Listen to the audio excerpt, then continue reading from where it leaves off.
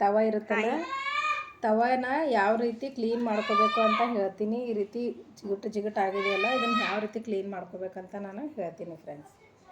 ತವನ ಈ ರೀತಿ ಗ್ಯಾಸ್ ಚಾಲು ಮಾಡಿ ಇದ್ರ ಮೇಲೆ ಇಟ್ಕೋಬೇಕು. ಆನ್ ಮಾಡಿಬಿಟ್ಟು ಆಮೇಲೆ ಈ ರೀತಿ ಒಂದು ಸ್ವಲ್ಪ ಉಪ್ಪನ್ನು ಹಾಕೋಬೇಕು.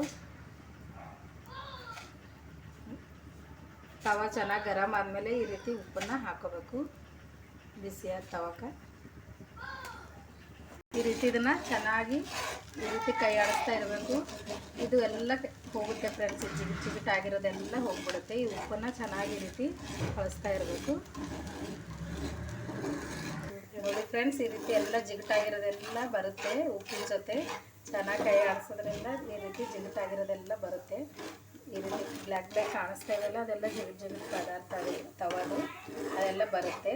ಚೆನ್ನಾಗಿ ಕೈ ಆಡಿಸ್ಬೇಕು ಫ್ರೆಂಡ್, ಒಂದು 15 ನಿಮಿಷ.